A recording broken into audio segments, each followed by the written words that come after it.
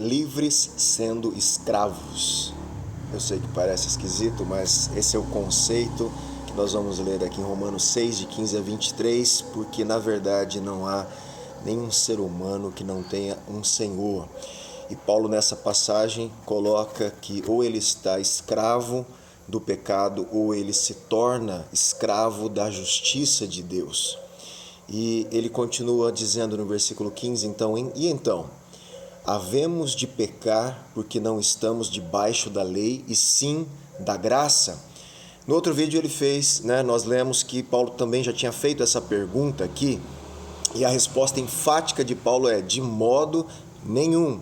Porque ele está trabalhando que a pessoa, o cristão que foi justificado pela fé em Cristo Jesus, o resultado dessa justificação é uma vida que promove santidade e que se ajusta à justiça de Deus. É uma vida de santidade separada agora para viver de acordo com as leis de Deus, de acordo com a vontade de Deus.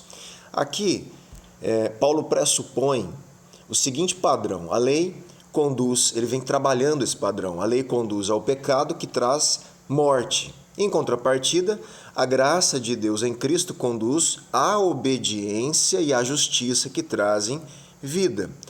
Mas, preste bem atenção, mas a graça não deve ser transformada em licenciosidade, uma palavrinha que a gente não usa no cotidiano, mas ela significa, a graça não pode levar a gente a um abuso de liberdade, a uma vida desregrada, indisciplinada. Ela não veio para promover isso, ela veio para te fornecer justificação gratuita, mas te conduzir a uma obediência à justiça de Deus. Daí a resposta ácida de Paulo à pergunta sobre o fato de o cristão estar ou não desobrigado de levar uma vida santa. Ele é enfático, ele diz: de modo nenhum.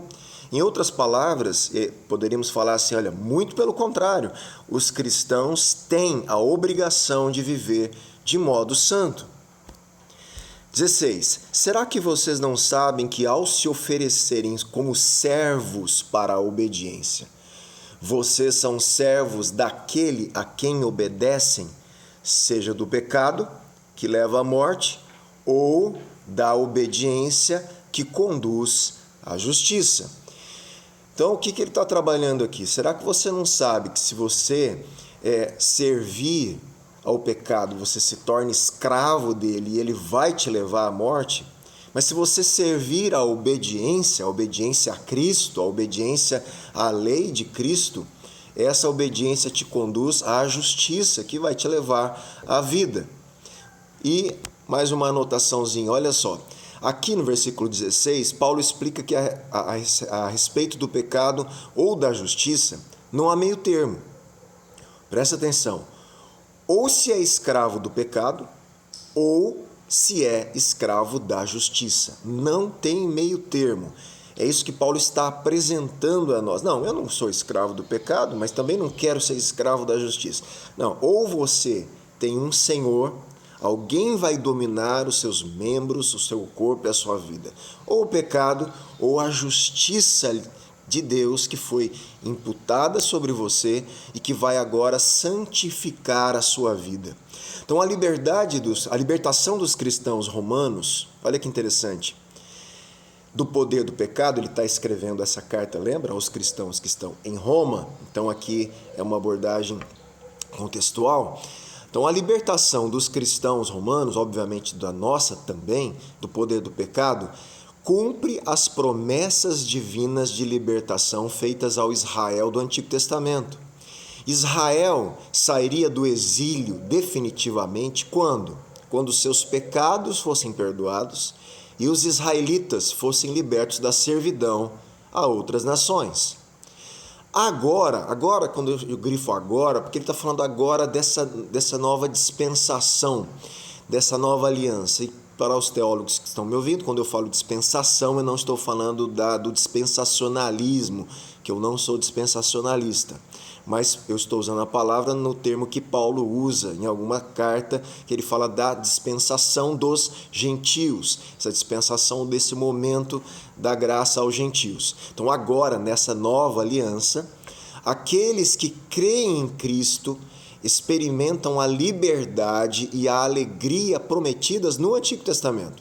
Em outras palavras, hoje os gentios experimentam a conversão escatológica prometida no Antigo Testamento, e isso antes da restauração de Israel. De fato, os cristãos gentios são participantes da verdadeira restauração de Israel. Nós vamos ver isso em Romanos mais para frente, retomar essa temática de Paulo aqui. 17. Mas graças a Deus, que tendo sido escravos do pecado, nós não somos mais, tendo sido, né? Eles usam esse termo, vocês já foram, tendo sido alguma vez escravos do pecado, vocês vieram a obedecer de coração à forma de doutrina, de ensino a que foram entregues. Ele está falando do ensino, obviamente, do Evangelho de Cristo e todo ensino que provém do Evangelho. E uma vez libertados do pecado, foram feitos servos da justiça. Olha que interessante, agora que vocês são livres, vocês podem ser servos. É uma contradição de termos na cabeça nossa, em algum sentido, mas essa é a verdade espiritual. Agora que você foi liberto do pecado, você pode ser servo da justiça de Deus. Você está livre para ser servo da justiça de Deus. A verdadeira liberdade do cristão está em servir a Cristo. Essa é a grande questão. Muitos buscam liberdade em tantos lugares, de tantas formas, e acham que ser livre é fazer o que a gente quer. E fazer o que a gente quer é nos tornar cada vez mais escravos do pecado que habita nos nossos corpos.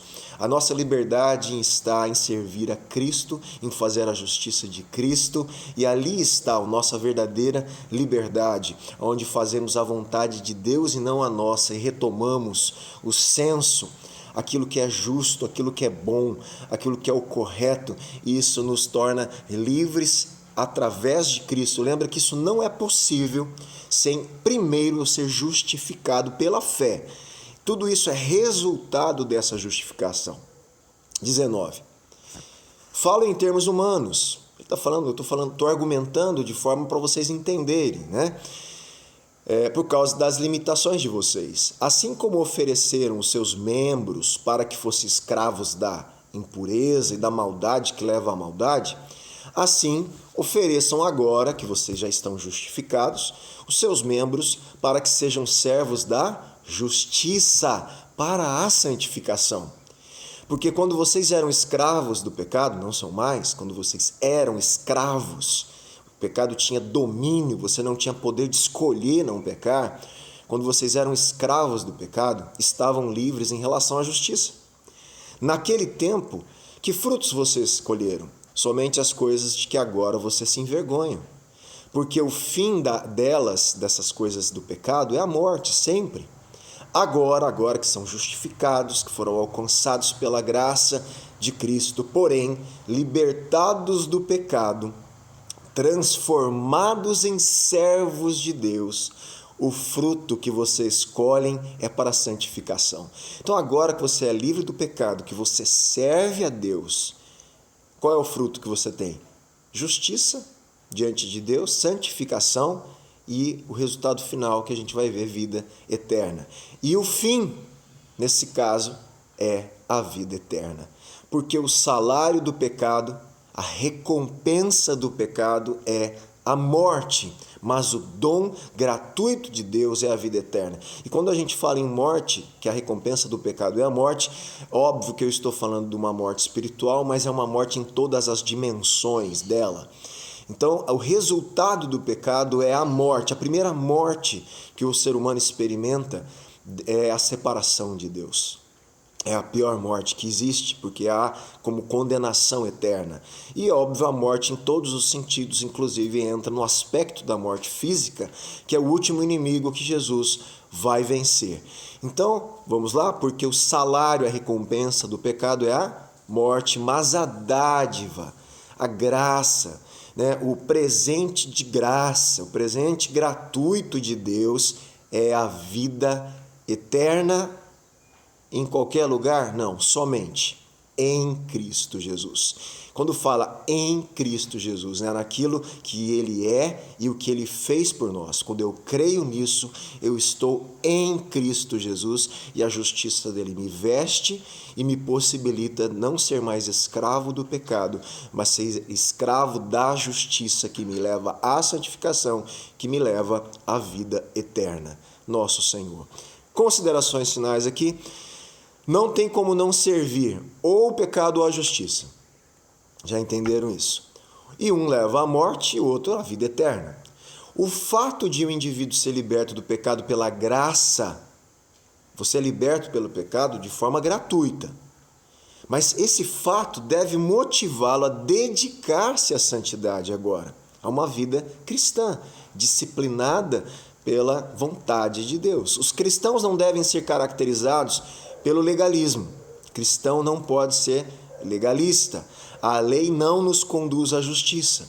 A lei não nos justifica. O que nos justifica é Cristo. Ela não nos salva.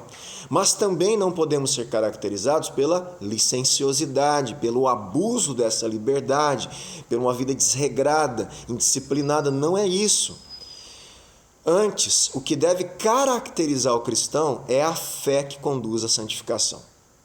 Então, nem legalismo, nem licenciosidade, mas fé que conduz à santificação.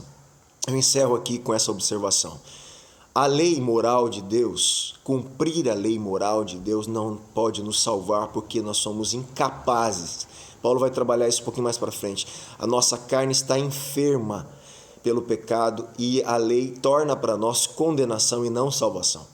Mas quando somos salvos pela graça de Cristo e quando acreditamos e é imputado justiça em nós, Ele dá ao mesmo tempo o poder de nos tornarmos agora filhos de Deus e filhos que obedecem à lei moral de Deus. Nós somos salvos e agora salvos, olha só, agora salvos é possível obedecer à lei moral de Deus. Ao contrário, não é. Eu vou obedecer à lei moral de Deus para ser salvo. Isso não é possível, porque nós estamos escravos, a humanidade está escrava do pecado separada de Deus.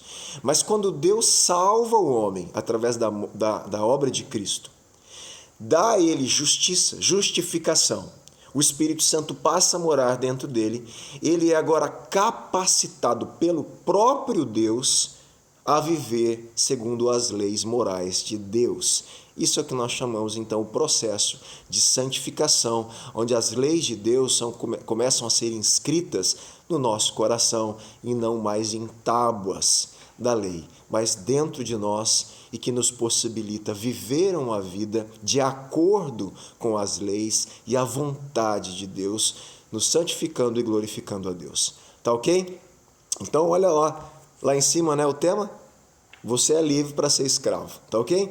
Livre do pecado para ser escravo da justiça que leva à santidade e à vida eterna. Deus abençoe você.